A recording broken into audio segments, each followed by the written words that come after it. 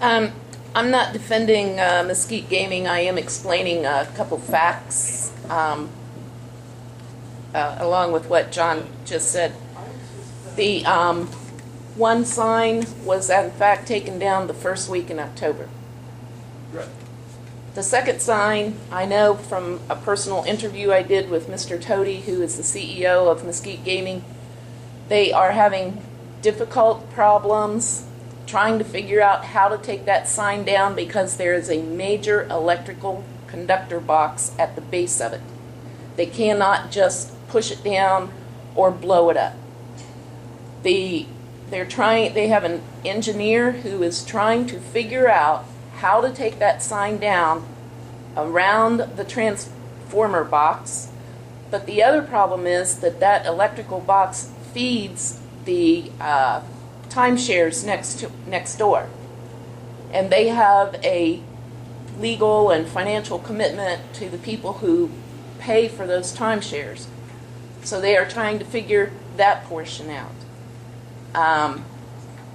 As soon as they do that, and they anticipate getting it done in the next couple weeks, then as soon as they can figure out how to take that down without crashing into the interstate, the electrical box, or the timeshares, they're going to get it down. I'm just putting that out because that's a personal interview I did with Mr. Toady. Yeah, I called the city and I talked to the right people, and they said, well, it's supposed to come down this week and there's a problem with electrical. I guess I'm frustrated that somebody wasn't working on it 6 months ago or a year and a half ago, and now the very end, oh well, we can't do it, let's get it. And that's okay, I understand there's always logistic issues. It's taken a couple of years to get them to figure out, oh, we're going to have some issues taking that down. And I, like everybody, want it down as soon as anybody. I just have a hard time understanding why. Again, what the process is as far as the city. And again, if the city has made a purposeful decision to not enforce portions of its code,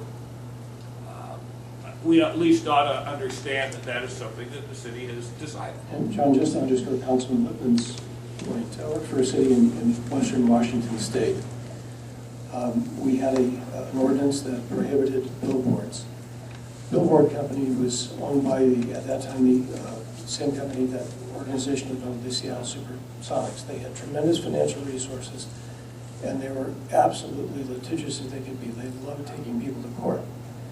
Those billboards never came down in the city because we couldn't afford to withstand the court challenge. We didn't have the resources to do it. So even sometimes when people are in the wrong, and when there's an eyesore, it just isn't practical for the city to move forward because the cost would be prohibitive.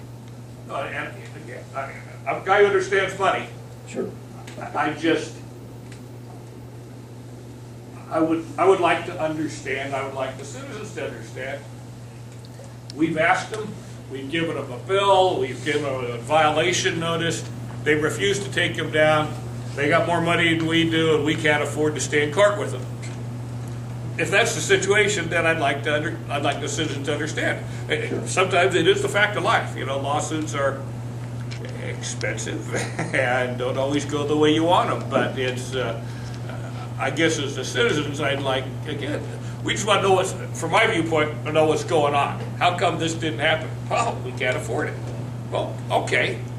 And we aren't going to enforce those code sections because we can't afford it, or whatever the reason is, you know. But to me, I keep seeing nothing being done about these things, and I wonder why.